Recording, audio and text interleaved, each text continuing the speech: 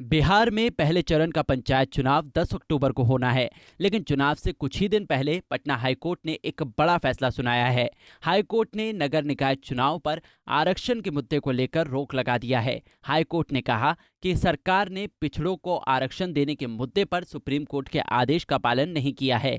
Patna high court ने अपने इस फैसले में सबसे ज्यादा नाराजगी राज्य निर्वाचन आयोग पर जताया है।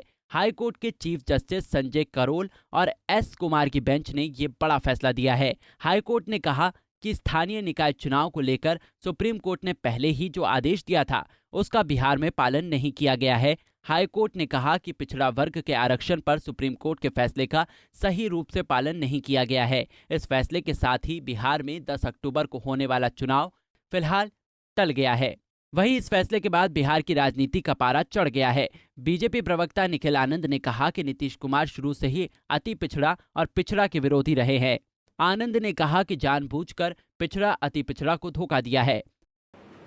बिहार के मुख्यमंत्री श्री नीतीश कुमार जी पिछड़ा अति पिछड़ा समाज के घोर विरोधी हैं और ये लोग सिर्फ ओबीसी और अति पिछड़ा समाज को वोट बैंक समझते हैं। ये बात स्पष्ट हो गया है।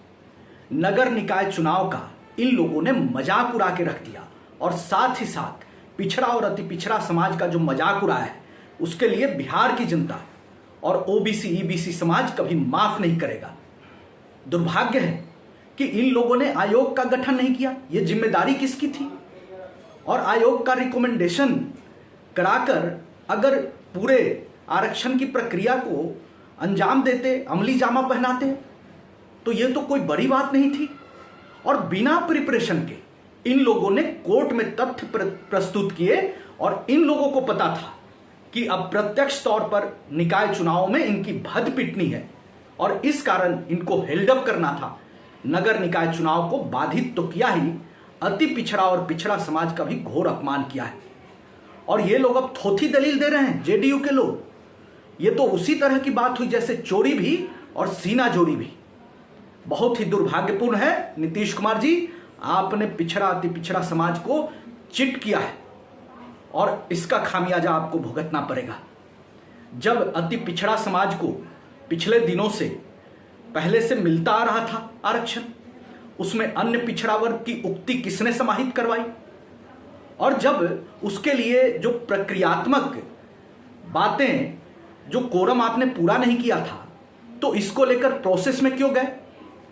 और अब कोर्ट ने जब हेल्डअप कर दिया तो क्या पिछड़ा अति पिछड़ा समाज की जो हकमारी होगी इसको कैसे पूरा करेंगे? आपके पास कोई मॉडलिटीज है, कोई रोड मैप है? बिल्कुल नहीं है। और बिहार का अति पिछड़ा समाज और पिछड़ा समाज, नीतीश कुमार जी आपके इस साजिश को कि आप हम लोगों को वोट बैंक समझते हैं, इसके खिलाफ आपको खामियाजा भुगतना पड़ेगा।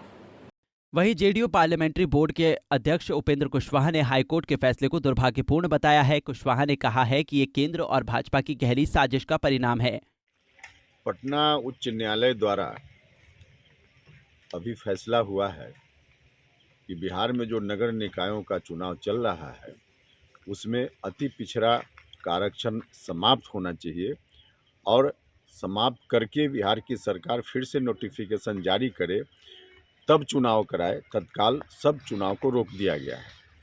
उच्च न्यायालय का यह फैसला काफ़ी दुर्भाग्यपूर्ण है और केंद्र सरकार साथ ही भारतीय जनता पार्टी दोनों की गहरी साजिश का यह परिणाम है।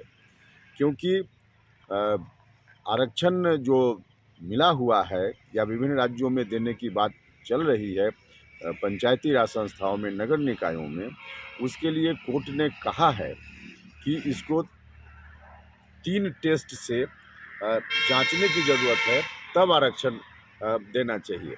3 टेस्ट से जांचने का मतलब है कि जात की गिनती का आंकड़ा तत्काल अनिवार्य है।